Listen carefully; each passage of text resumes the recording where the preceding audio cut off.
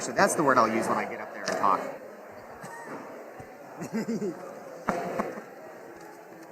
Should have brought a cane. Should have brought a cane. I could thrash you like I did the others. Good afternoon, everybody. Welcome to the University of Richmond School of Law. This afternoon, the Intellectual Property Institute here at the Law School is presenting our inaugural Evil Twin debate. Our evil twins with us today are Professor Shubha Ghosh from the Dedman School of Law at Southern Methodist University and Professor Adam Mossoff from the College of Law at Michigan State. And they're going to be debating the topic, is intellectual property property, pharmaceutical patents, and regulatory takings. We're going to begin with a short introduction by the Institute's own Professor Kristen Osenga, and then Professor Mossoff will have about 13 minutes to argue his side of the issue, 15 minutes from Professor Ghosh, and then a short rebuttal from Professor Mossoff.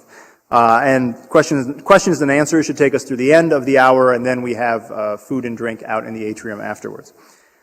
This is the first in what we hope will be a long series of appearances by evil twins here at the law school, debating important issues in intellectual property and related fields.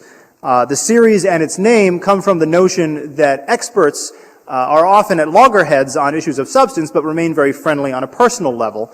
And so we seek to bring together pairs of scholars who can air their disagreements in a friendly exchange, sort of serious in substance, but lighthearted in tone. And it's with that theme of lightheartedness that I'd like to introduce our two debaters. You see, rather than asking each of them to provide his own biographical information, I asked them to provide the other's biographical information. And this is being webcast, so I had to edit the results to stay clear of FCC regulation, but this is pretty much what they wrote about each other. First, Professor Mossoff's take on Professor Ghosh. Shubha Ghosh is a mysterious and enigmatic figure in the academy, and it has often been whispered that he is a Cylon robot that has infiltrated human society.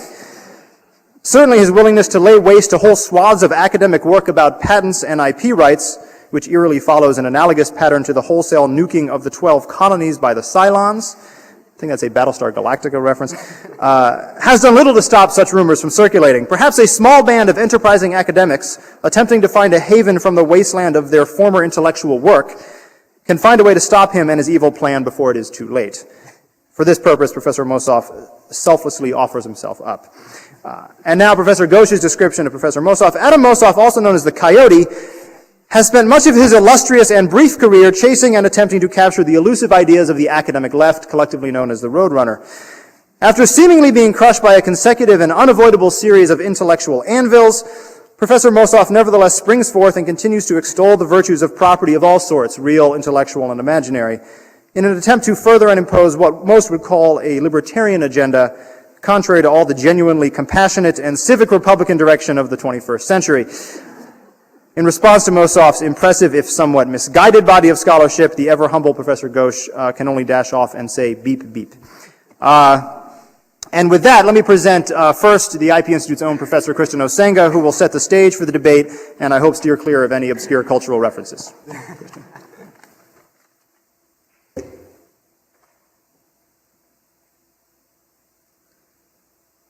I think it's highly unfair that I have to follow that because I have nothing nearly as funny to say. But first, I'm going to start with a comment that I was told not to start with. If you were actually coming to hear whether IP is property, you've been misled. So if that's what you were here for, bye, see you, no hard feelings. But what we're going to actually talk about is a certain type of property. Unfortunately, both of these guys are actually in agreement on that question. IP is property, and as Shubha's description of Adam may have introduced, Adam has made an empire. He has multiple scholarly articles varying on the theme that IP is property, patents are property, and neither of them are going to debate that issue. The question here is whether IP, and patents in particular, are property when it comes to the Fifth Amendment. And the Takings Clause of the Constitution, which you all know, says that private property shall not be taken for public use without just compensation. So what we are asking today and what they're going to debate is intellectual property, our patents, that particular type of property? And to that end, what extent can the government regulate IP without implicating this Takings Clause? So that's where they're going to debate, and I'm going to let them have at it.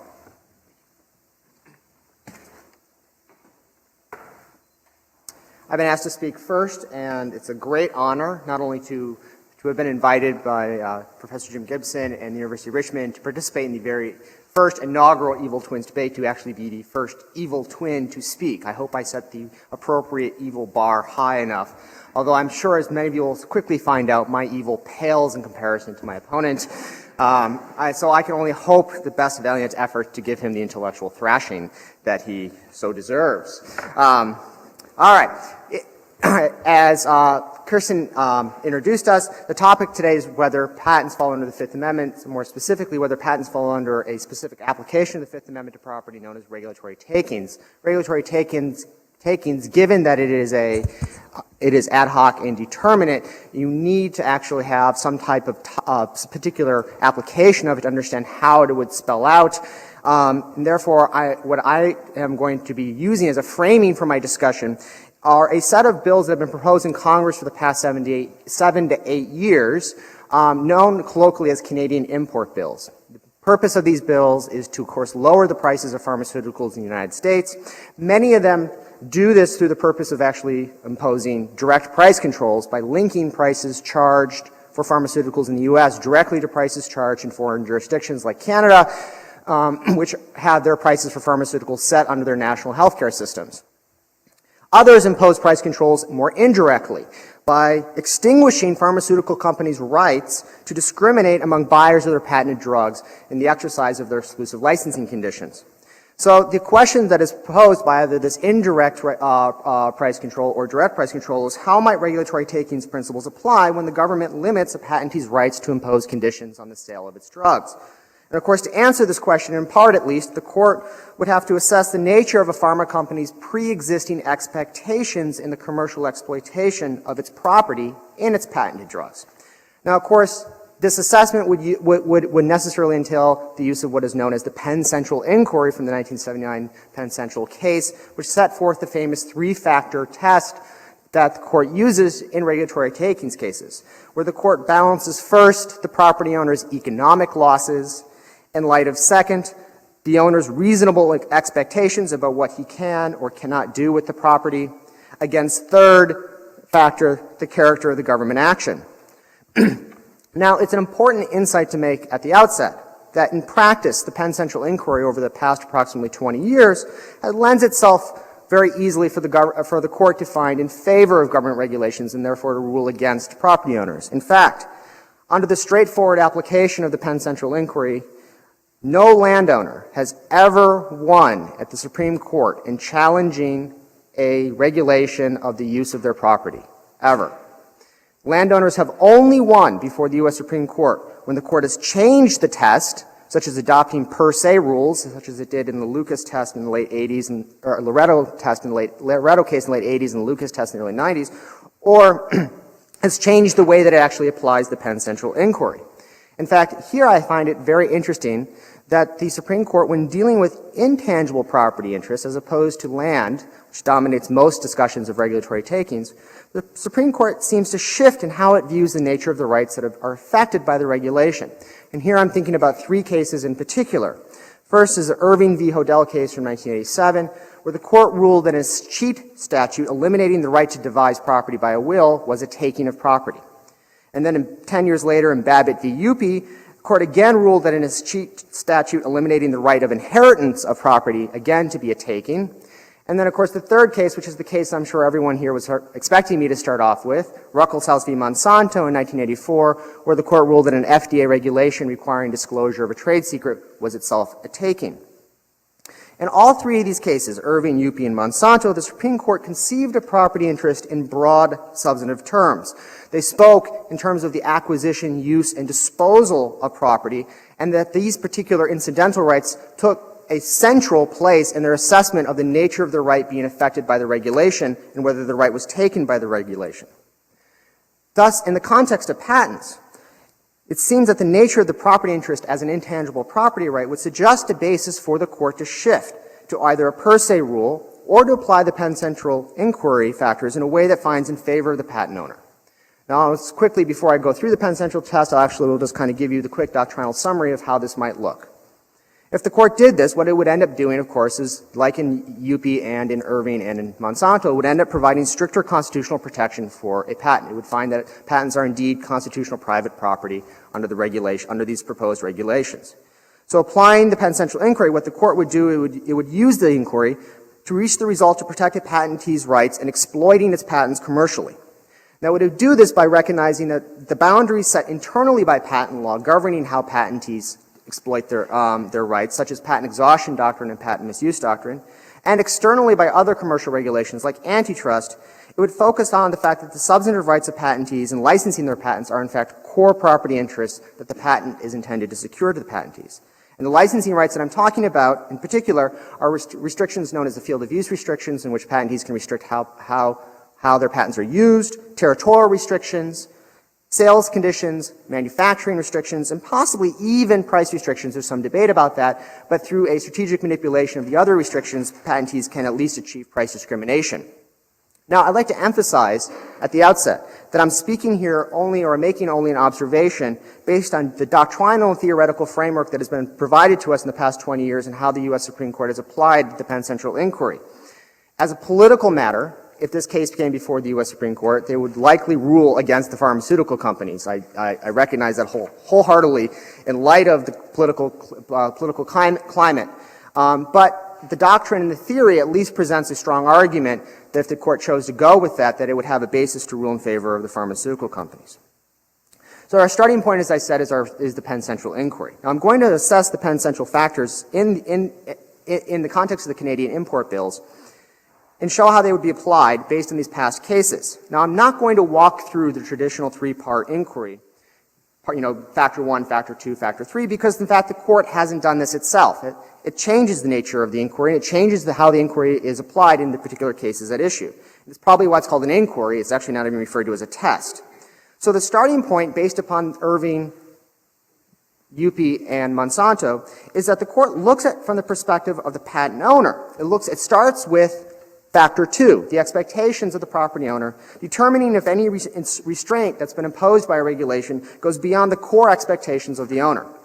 Now, under this prong, it's a legitimate question to ask whether patentees have a right to claim that patents are constitutional private property under the Fifth Amendment. Now, I'm not going to discuss this because thankfully my evil twin agrees with me that patents constitute private property under the Fifth Amendment. And in fact, I have found in my research substantial historical case law from the 19th century supporting this proposition. And if anyone would like to look at this issue further, I would just direct you to the draft of my article that is in the CLE materials that's been provided today.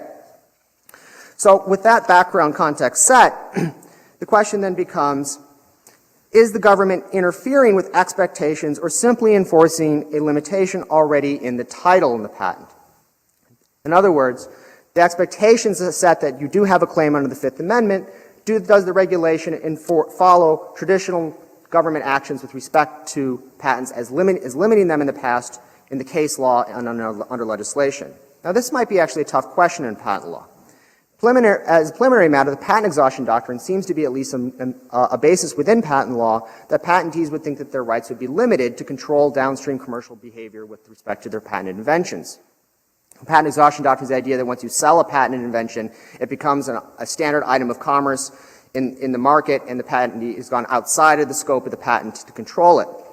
However, patent exhaustion doctrine has long been held to apply only to unconditional sales. Meaning patent exhaustion doctrine in practice has long been a default regime that patentees can explicitly contract out of by imposing express contractual limitations such as the territorial restraints, sales conditions, manufacturing conditions, field of use restrictions, and a whole panoply of contractual restrictions that patentees often impose upon their licensees and wholesalers, and that takes them out of the patent exhaustion doctrine. Federal Circuit as recently as 2001 in Jazz Photo recognized this longstanding doctrine, which reached all the way back until the 1840s, if not earlier, in a consistent application of how patentees can control the downstream market behavior of their licensees and wholesalers. So establishing this basic point that the patentees today do have expectations rooted in case law, longstanding case law that remains valid today, that reaches back to the 19th century, that they are free to exploit their rights in seeking the reward the patent is intended to secure for them by controlling the commercial exploitation of their inventions. The next question that comes up under the nature of the government action, therefore, and setting the expectations of the owner, is did possibly the development of antitrust in the 20th century change this equation outside of patent law? The quick and dirty answer is no. Canadian import bills do not implicate any type of restrictions that antitrust has normally imposed in the past. Antitrust prohibits such things such as patent misuse, tie-in arrangements, and price fixing between patents. It is, however, a long-standing expectation within by patentees that they would be insulated from antitrust liability for contractual restraints imposed upon single licensees or single wholesalers with respect to a single patent, that they are given substantial freedom to act and to control how their patent inventions are sold in downstream market behavior when you're dealing with a single licensee and a single patent. That's exactly what would be an issue here, a single pharmaceutical company trying to sell a single pharmaceutical, patented pharmaceutical, such as the important drugs like Viagra, of course, right? So, and in fact, it's in antitrust cases that you get some of the strongest statements about the rights of patentees to engage in this type of exclusive licensing behavior. In the late 1920s, the U.S. Supreme Court held that a patentee has broad powers to condition sales on licensees and wholesalers in terms of the various territorial restrictions and other types of restraints that I'm talking about, because these all serve, quote, the reward which the patentee by the grant is entitled to serve, end quote. And I would just like to note that this case, which is United States versus General Electric, has continually been cited and relied upon by other federal appellate courts as well as the Federal Circuit up through the 1990s, most recently in 1992 in Mallinckrodt v. Medipart. Thus, all of this ultimately establishes that patentees do have long-standing expectations as defined by past government actions, that they are free to engage in exclusive licensing conditions which ultimately results in the ability to engage in price discrimination between buyers of their patented pharmaceuticals. Now, lastly, I'd just like to address the economic losses issue, which is actually the first factor, and it's the factor that usually predominates the government's assessment of land takings cases. And it's probably perhaps why you thought I was going to start with that factor, if you know anything about regulatory takings, and you were probably waiting for me to talk about it. Well, the reason why I haven't talked about it is because in the intangible property rights cases that I've listed, Irving, UP, and Monsanto, the Supreme Court has not used the economic losses as a fundamental premise in finding that a regulation was actually, in fact, a takings. If it noted the losses, such as it did in Monsanto, it did it only in support of its conclusion based upon its determination that the valuable use of the patented property, or the trade secret, in fact, in Monsanto, is a core interest that cannot be taken away by the regulation. But in pharmaceutical context, the court would find easy facts to support its conclusion that a Canadian import bill would be a taking. The economics of the drug industry are highly specialized. It is one of the few industries in America that was built from its inception in the 1930s and 40s on the dynamic efficiency of intellectual property, on the research and discovery of new molecules, either through a structure-based design or screening methodologies that are eventually turned into property as patents. And in fact, it has consistently been discovered through studies that the pharmaceutical industry is the most research-intensive of all private industries in the United States throughout the 20th century. The statistics on drug development, for those who are aware of this, are very stark. Only about approximately 1 in 5,000 drugs that are initially researched actually ever make it to market. And approximately 4 out of 10 drugs ever actually make a profit sufficient to break even or pay down past costs or to fund continuing research and development. Thus, as a result, the average cost of research and development behind each single patented drug that reaches the market has been estimated to be anywhere from $500 to $800 million. The pharmaceutical industry actually argues it's upwards of $1 to $1.5 billion. People who are critical of these self-serving studies based upon secret information still admit that the amounts are in the hundreds of millions, 200, 300, or 400 million. Now, this is dramatic because this is unlike in land cases. Because in land cases, you have single losses, either the immediate one-time purchase of the property or a proposed possible sale down the road. You have, in the pharmaceutical context, ongoing and continuing economic loss from a Canadian import bill. And you have clearly identifiable and substantial investments at stake. So, for example, one of the largest amounts of losses that the court faced in its recent land cases was in Palo Zolo in the late 1990s. The landowner claimed to lost $3.1 million from the environmental regulation. Court ruled against him. Just to give you an example of how that's chump change in the pharmaceutical context, Vertex Pharmaceuticals, which was founded in 1991, which created some of the first, came up with some of the first renin blockers to be used as retrovirals for the treatment of AIDS, it spent $3.1 million in the first 4 months of its existence. It tells you how much money is at stake in the pharmaceutical company. And these types of concerns were similarly noted in Monsanto as further support for the Supreme Court's conclusion that the use and freedom to exploit this type of property commercially is necessary for this property to exist within the United States and therefore should be given constitutional protection. So in conclusion, just to throw out a couple summary points. First, I'd just like to point out that the Supreme Court applies regulatory takings doctrine, its Penn Central inquiry, very differently when it's dealing with intangible property interests as opposed to when it's dealing with tangible property interests such as land and personal chattels. In the intangible property cases such as trade secrets and the rights of devise and inheritance, the court focuses upon the use of the property and the ability to freely exploit the property as a central component of the property if that element is restricted in any way that undermines and is a taking of the property itself. And in fact, it's very interesting that it's in takings cases in the 19th century and the antitrust cases in the 20th century that we find some of the most strident references to these types of rights, the use rights and disposal rights, what I've referred to in my own scholarship as substantive rights.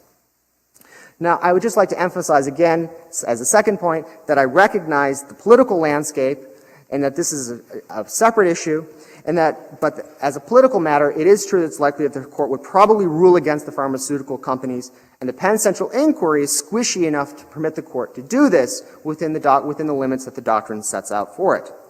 However, given the nature of patents, pharmaceutical patents, and given the economics of the pharmaceutical industry that I just highlighted, if there ever was a regulatory takings case that could succeed under the straightforward application of the Penn Central inquiry, I believe the pharmaceutical patents present the best argument for this under the current Canadian import bills that are being proposed in Congress.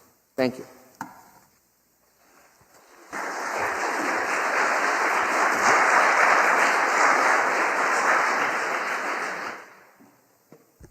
Thank you, Adam, and thanks again to Jim for organizing this. I'd like to have any possible place where I can display my evil to the world, so thank you for doing that again.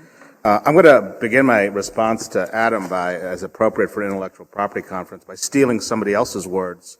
And so to begin with a quote that actually was from a takings case, even though the quote is not directly about takings. Metaphors in law are to be narrowly construed. For starting as devices to liberate thought, they end often by enslaving it. And if there's any area that's fraught with metaphor, as we all know, it's intellectual property, and if there's any sort of second runner-up, it's got to be takings law. So it's kind of interesting to see this sort of collision of metaphors that we've just seen displayed here by my esteemed colleague. But let me try to talk a little bit about the metaphors, because metaphors have to have some context. They're not just freely floating, even though they sometimes tend to be within different types of rhetoric. And let's talk specifically about the context of the metaphor of takings.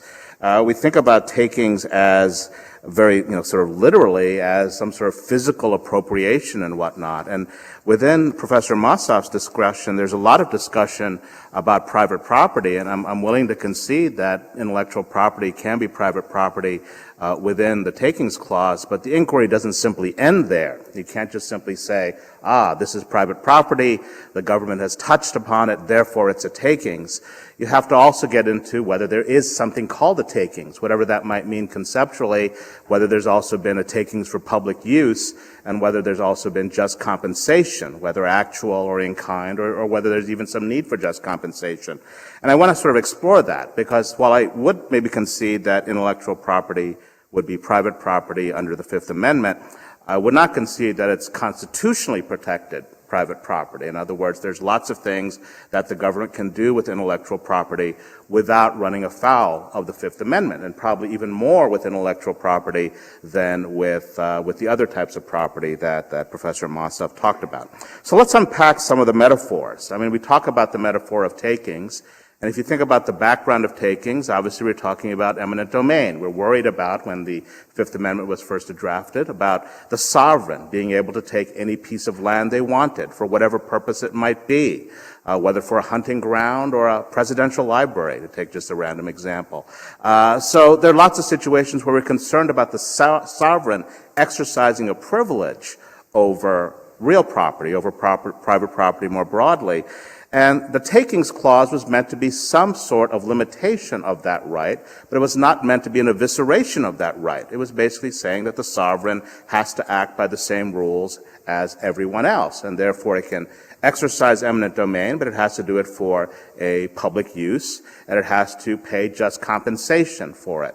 And to just give you that sort of context, it's not meant to eviscerate government. It's meant to recognize government. It's meant to recognize that the state has to do things. Now, go forward, 150 years, 100 years, let's say, from the first enactment of the takings clause, as you had a development of state and federal government towards more regulation. Right? That's when you had the development of regulatory takings in the Pennsylvania Coal versus Mahan case. And that reflects a shift, right? It reflects a shift that, I think you could trace beyond the late part of the 19th century, but nonetheless recognize the shift that the state can act in lots of different ways. And the question then becomes, when does that act by the state constitute a physical appropriation? And that's precisely the question that Justice Holmes placed in Pennsylvania Coal versus Mahan. When has a regulation gone so far that it's the same as, right? The same as a physical appropriation of land. And that's really the baseline that I'm thinking about when I'm talking about the takings clause, and that is the inquiry that's really at the heart of a lot of the takings cases that have been talked about. But the goal was not to eviscerate the government. The goal was to recognize the place of the government and the place of regulation, but to also recognize that that government exercise of power had to be cabined within market and political forces. Now enter intellectual property. Right? Now enter intellectual property. Intellectual property is an interesting beast because at some level it's a creation of the state. I guess in some ways all property interests are a creation of the state, and a number of people, including my colleague, has written about the shift in thinking in property rights from sort of a natural rights thinking to a legal realist thinking. But I want to take a very sort of brass tacks view about this.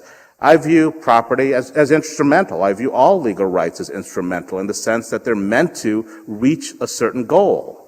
Right? And even a natural rights theory of property recognizes that property serves a purpose. It's not just simply there to look nice and make us feel good. It's there to make us build civil society in a certain way, and therefore we have to design the rules accordingly. So what does that mean for takings and intellectual property? What exactly is the connection between the two? If the government, for example, mandates compulsory licensing of a pharmaceutical, or if the government allows parallel importation by expanding the notion of patent exhaustion, are the mandates of the takings clause implicated there? And my main conclusion on that point is no. I think there's a lot of leeway that the government can have without necessarily worrying about the takings clause. And contrary a little bit to the hypothetical that Professor Mossoff raised, I don't necessarily see a lawsuit. There could be a lawsuit, something going up to the Supreme Court on this issue, and I'm not going to make any guesses on how that case comes out. I'm pretty sure he's probably right that they'll not find the takings or whatever not. But I think the real issue, however, is kind of the chilling effect that takings can have on the political process, right? The fear of moving forward on certain types of legislation because it might trigger a lawsuit. So I think the way we talk about takings is equally as important as how we'd litigate such a case if it arises. And that's sort of the spirit in which I bring my points today. Now, there's a lot of interesting literature out there on the relationship between takings and substantive due process, and there's an interesting article by Professor Davida Isaacs at Northern Kentucky University's law school that's argued against takings and moving more towards a due process type analysis. And I'm just going to leave those arguments aside because I really think that within takings, there's a lot of room to develop regulation of intellectual property without having to worry about the just compensation requirement. So in order to understand that, however, we need to sort of think about our metaphors a little bit more. And I don't mean sort of the freely floating metaphors. I think there's a notion, if you kind of look at the kind of arguments that Professor Mossoff presented, identifying once that a patent is a property interest, however broad or however narrow that interest might be construed, or recognizing that there might be a right to devise, as we recognize in the Irving case based upon sort of common law property notions. Once you recognize it, once you see that the government has acted on that, oh no, that's a takings, it must have just compensation. But the analysis is a lot more complicated than that, as we know. And I think that the tests for intellectual property have to be thought about a little bit differently than the tests for real property or even personal property. And I think one of the reasons why they have to be different is that it's not a question of physical appropriation anymore. The problem with eminent domain, the problem that gave rise to the takings clause initially, was the sovereign invading, physically invading, to use language that comes up in many takings cases, somebody's homestead. In some ways, it was the same sort of interests that are at issue in the Fourth Amendment in terms of searches and seizures and so forth. And therefore, that physical invasion is then what informs takings cases involving real property and personal property. But with intellectual property, you don't necessarily have that same type of physicality. You don't have that same sort of concern as the sovereign invading your homestead. You do have the problem, of course, with the sovereign invading your creative expression or your inventive activity. That is certainly a problem. And that's a problem that can't just simply handle, for example, with the First Amendment. I think there would be a genuine Fifth Amendment issue with that, but it would be a very narrow one, as I'll explain in a few minutes. So if the baseline for takings of real property and personal property is physicality, then what's the baseline? What's your starting point? What's your concern with intellectual property? I'm going to suggest that the starting point, the baseline, is unauthorized use. The government making use of your invention or making use of your expression without your permission. And so the question then is, what's the contours of that use? And to go back and sort of taking the physicalist metaphor that you see in Pennsylvania Cole versus Mahon, if you start from some notion of use as being a takings, when has the government gone so far or too far when it enacts other regulations that might be akin to use? So this is where I would draw the line with the takings clause in some ways. If the government uses your intellectual property in a way that would constitute statutory infringement, it would constitute an unauthorized infringement under Section 271, for example, of the Patent Act, then that constitutes a takings. That would be the baseline. The government would have to give the requisite just compensation.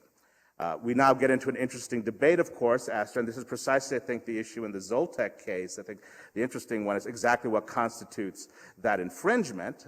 Does it arising in the U.S., outside the U.S.? And that's also obviously coming up in the Microsoft versus Aeolus case. But nonetheless, that would be the starting point that I'm coming up with and say yes. But outside that, there's very little that I would say that would constitute a takings when the government uses intellectual property outside the scope of traditional intellectual property infringement. The rule that I propose is, I think, fairly consistent with the idea of the takings clause as requiring the government to play by the rules, just like any other actor would have to play by the rules, so that if I want to build something on somebody's property, I have to go out and negotiate with them to buy the land. Same thing that the government has to do, right? That's kind of the baseline that we're thinking about. Same rules then for intellectual property, right? But when you're talking about the government allowing compulsory licensing or the government allowing parallel importation, I would say that that's actually would be okay and generally not requiring compensation. So how do I get there, right? I've sort of said that. Is that consistent with any sort of doctrine, or am I creating new doctrine with the authority that I have as the evil warlord for this 15 minutes that I have you in my capture? I think there is some basis in law for what I'm proposing. And if you think about the cases, I think you start off, for example, with Ruckelshaus. Ruckelshaus is the case involving the government takings of trade secrets. There is sort of a problem with Ruckelshaus initially, and we saw this in the Zoltek case when the court talks about the property interest at issue being defined by some independent source like state law. And we then get the problem in the case like Zoltek that, well, since it's an independent source, when you're dealing with patents, Congress created patents, Congress can take them away. It's a little bit misleading because it ignores the purpose of the takings clause, which is that the government, whether federal or state, has to play by the same rules as anyone else. And it can't just be the case that Congress created the rules of patent law and therefore it doesn't have to play by those rules itself. So I would view that as the fundamental kind of mistake in the Zoltek case. And I think it's also sort of a problem in the Ruckelshaus case when it tries to limit private property interests, simply sort of this positivist conception. I won't go into that now. But where I think Ruckelshaus is very helpful is that it looks at the regulation as a whole. It doesn't just simply stop, like some people, to say, okay, here's a private property interest. It's been affected, therefore it's a takings. They look at the whole slew of regulation to show that, well, was there a promise of confidentiality? When the trade secret was disclosed to the government, how did that promise by the government play into the analysis as to whether there's been some sort of loss in reasonable investment-backed expectations or some other sort of loss of a private property interest here? And the conclusion in that case, and I can go into a little bit more detail, was that, looking at the regulation as a whole, right, looking at the whole context, most likely, in some situations, it would not be a takings. I don't want to go into all the subtleties of that case. It's a little bit tricky, but you sort of get my idea. But let me give you another case, which I think is a very interesting one, and I'll just end with this point real quickly. I wish I had some time to talk about some of the examples, but hopefully we'll have that during the question and answer. But it's a case involving the IOLTA funds. This is a very interesting case, the Phillips versus Washington Legal Foundation case in 1999 and the Brown versus Legal Foundation of Washington case in 2003. Very quickly, interesting parallel first with intellectual property law. Congress authorized the granting of interest on checking accounts, right? So recognizing the now accounts in 1980. It's an interesting parallel with intellectual property. Congress passing regulation that allows certain types of private activity. The issue that arises then, remember in that case, is the state takes the interest on that now accounts and puts it into a general fund to fund public interest litigation, right? To provide adequate representation for those who couldn't otherwise have representation. So the question in that case is, was that a takings, right? Was that a takings? The first part in Phillips is, was that private property? And there's a whole discussion about interest and whether there's it's a very interesting case. I won't go into the details. It was private property. But the court didn't stop there. The next question, of course, was there a taking of private property for public use? And was there then what was the requirement then for just compensation? Just to quickly summarize, and this is one point that I want to emphasize, it was found to be a per se takings case. The court did say, and I quibble with this, but I won't quibble here because it helps me, that it was a per se taking. So here's an example of a case where the court does find it to a per se taking, but it's also one where the property owner loses because the court says we don't have to have just compensation here because of the nature of the interest, right? The attorney only had to put these into the IOLTA funds if there wasn't some alternative alternative funds that would have some net income to the client. So that in general, if there were in the IOLTA funds, the client wasn't losing any income, losing zero compensation. So it's possible to have a case where you have per se takings and the property owner loses. And I would submit that even if we do take a per se approach to intellectual property, that the intellectual property owner should lose in those takings claims. Take compulsory licensing, right? The government tells the patent owner, you must license to somebody whom you're otherwise not licensing to, right? You're not otherwise licensing to. You're actually getting licensing revenue that you may not otherwise be getting. So there is an argument. I won't unpack, obviously, the complicated aspects of that argument, but there's an argument there to be made that even if it is a per se taking, which I would seriously question in and of itself, that there shouldn't be just compensation, much like in the IOLTA cases. So I assume my time is up, but thank you for your patience, and more evilness to spread. Of course. I'm doing that.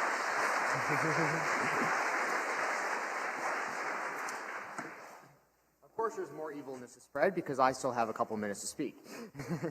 Some great comments from my evil twin, and I would actually like to do the classic evil move and say I entirely agree with you that the purpose of the Fifth Amendment is to impose upon the government that it must play, quote, by the same rules as everyone else, end quote.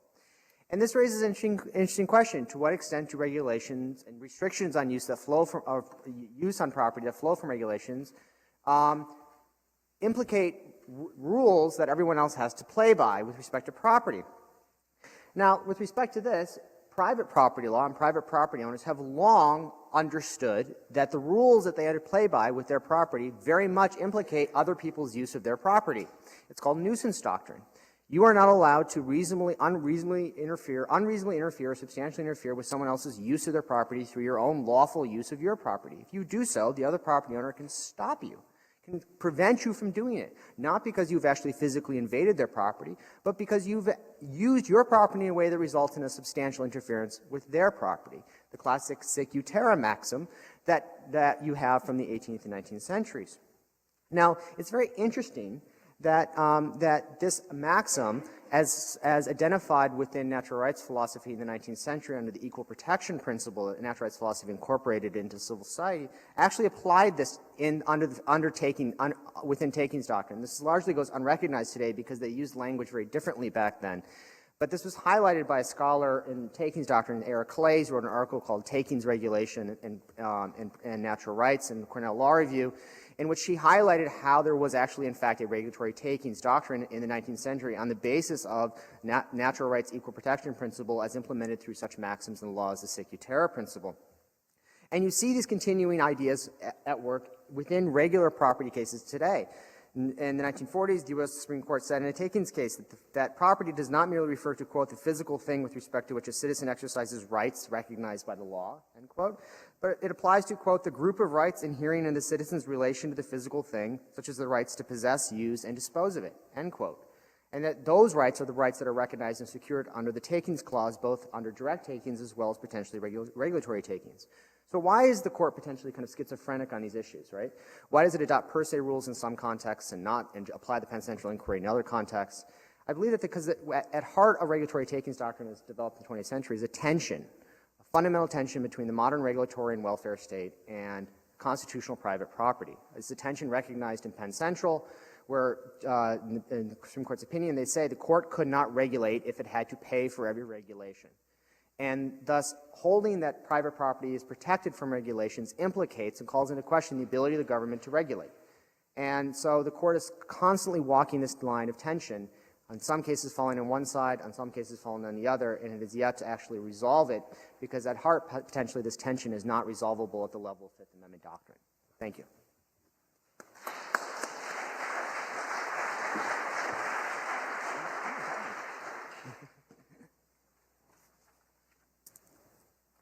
Well, thank you, Shubha. Thank you, Adam. That was great and raised just a whole host of issues. We have a few minutes to talk about them in the form of question and answers, so we'll take some questions. Yeah, Paul.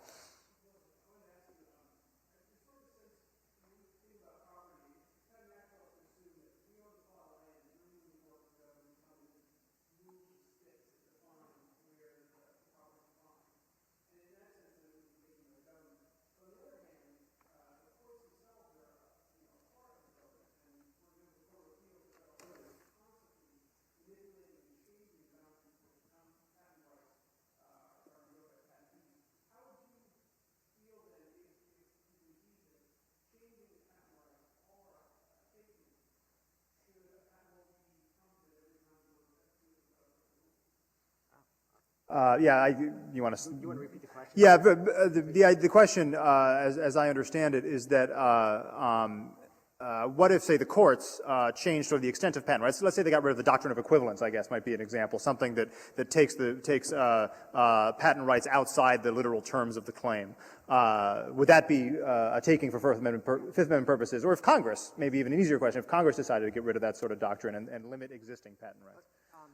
That's a great question, and I'm glad that Jim actually mentioned doctrinal equivalence, because it was actually in the doctrinal equivalence cases that went before the U.S. Supreme Court, Warner, Jenkinson, and Festo, where the Supreme Court makes these intimations that the property in a patent is actually protected under the Fifth Amendment. It uses the language and concepts from regulatory takings in the Festo case to refer to the property interest in the doctrinal equivalence, refers to the settled expectations of the eventing community, and that it is not the power of the Federal Circuit to disrupt these expectations by changing these doctrines and thus unsettling these settled rights, property rights that they had, because they start off the opinion by saying the patent monopoly is a property right. So running throughout the Festo opinion is this whole background discussion about or intimations to Fifth Amendment takings issues. But how would these issues play out? Well, it was established back in the 1840s in the McClurg decision that Congress is prohibited from retroactively limiting patent rights, but that Congress could prospectively limit patent rights. So if Congress wants to, for example, to abrogate the doctrinal equivalence, it's free to do so prospectively. But it's not free to do so retroactively, because people have obtained patents and they have settled expectations with respect to the rights that inhere in those property interests that they've invested in, given the set of rights that were presented to them by the courts and by Congress, that this is what they have a right to. And so my kind of the short and dirty answer is that patent rights, as with all property rights, right, are typically rearranged constantly, are in a constant state of flux, both under kind of government regulations and also through lawsuits with other private parties. But these lawsuits are largely speak to prospective issues, and that's perfectly acceptable. You just can't change anything retroactively. And I think this is basically what the U.S. Supreme Court was signaling to the Federal Circuit in Warner, Jenkinson, and Festo. In fact, Warner, Jenkinson's where they actually say, they have this great discussion about how the doctrinal equivalence is a long-standing expectation of the inventing community because it goes back to the 19th century, and therefore you can't assume that simply because it wasn't mentioned in the 1952 Patent Act that it was therefore abrogated by Congress. If Congress wants to get rid of long-standing property rights, they have to do so explicitly. Yeah, no, I would agree. I think also this is where it's good to raise the sort of the due process issues and part of the retroactivity that you mentioned. So I wouldn't open up the takings Pandora's box for that. Other questions? Chris?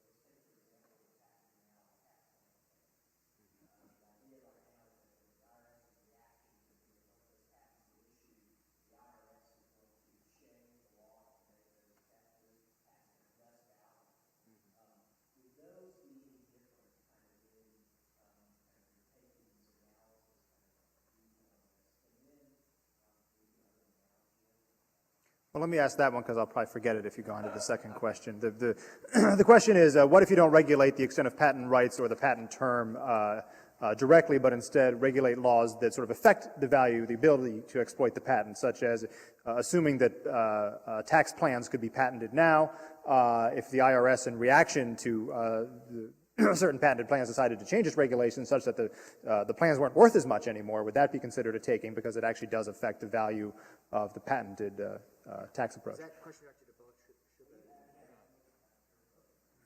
Well, as a preliminary matter, it's kind of a straightforward doctrinal answer, is that that type of concern is built into the Penn Central assessment. That's exactly what the character of the government action prong and the settled expectations or investment-backed expectations, is typically how it's framed, prongs speak to, because people know that the valuations of their property interests in your homes, for example, a lot of people own homes in the past couple of years have just seen the value of their homes collapse, right? Some of that might be indirectly linked to various changes in laws. In the 1980s, the government changed the tax laws in terms of what can be taxed, safe havens, taking out real estate, and you had a real estate market collapse. People are aware that because of the interconnected nature of rights and regulations and of all the various influences on your property value can fluctuate very dramatically. And so that would be viewed as both an expectation and as kind of a built-in limitation in the nature of the title that you acquire from the moment that you get your patent. And I think that's also why takings analysis tends to be as the Supreme Court refers to it as, ad hoc, case-by-case determination, because they need to look at those type of assessments and realize what are the type of expectations and limitations that are built into titles that people acquire. Yeah, I guess you kind of know where I'm tax them to death, I guess, is where I'm standing. Not literally, really, but I think what the point raised, and let's just kind of take this in another direction, and maybe I can respond to some of the points that Adam raised about parallel importation.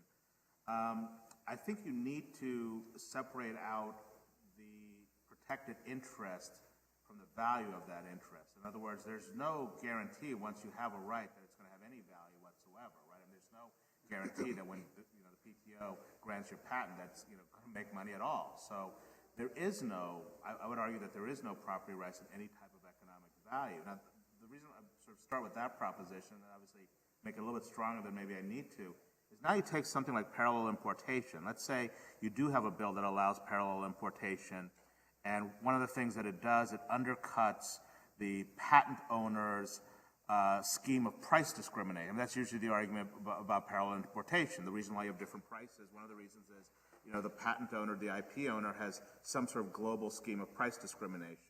And, within antitrust law, that would be okay too, with some caveats. But so put that issue aside if that's raised. Now the government says we're not going to allow you to do that anymore. Is that going to constitute a takings? I would argue not. I would argue not, because I think that really is just shifting the way in which you're managing your property right, but it's not necessarily taking away your property right itself. I could take that apart a little bit, but that's the distinction that I would be trying to devise. And I think underlying that, I think it's also important to underscore one of, Adam harks on, I think it's very important to hark on how ad hoc a lot of the takings jurisprudence is. And that's because we're schizophrenic about, I don't know, property, markets, capitalism, American way of life, whatever it might be. Property is about stability, but property is also about making money. But making money is also a process of creative destruction. Right? Markets, in some ways, are about alienating property and destroying property, too. So that's, I think, argue maybe philosophically where a lot of this tension comes from, because now that gets reflected in this question about regulating property, right? So I would just respond quickly that Shubha's move to separate value or the ability to, what they used to say is to obtain the fruits of your labors, the reward of your property through profit, from the property right itself is referred to as conceptual severance within takings jurisprudence, where the property owner wants actually to say, this is the one stick that's being, in my property interest that's affected, so you can only focus on this one stick. And the Supreme Court repeatedly says, no, you can't do that. You have to look at the entirety of the property parcel as a whole as affected. And so I would respond by saying, you're engaging in an act of conceptual severance that the court would consider to be ill-founded, and that because, and you look at the nature of the property interest affected as a whole, particularly in the pharmaceutical context, the profit is why they get these patents. With the hope of profit. You're right, not guaranteed profit, exactly. but the hope of profit. I don't think it's that. I don't think conceptual severance is a little bit different, as I understand it. Conceptual severance, as you described it, is we're trying to really parse the property right. I was turning away. I understand what you're trying to do, but I don't think you sort of exercised the attempt. Well, ending with an exorcism at an evil twin debate is probably appropriate. I'm sorry that we have to do that. Thank you to everyone for coming, and thank you for Professor Ghosh and Professor Mossoff. It was really great. It was fun, Shubha. Hold it down for the next time. I hope we didn't talk past each other.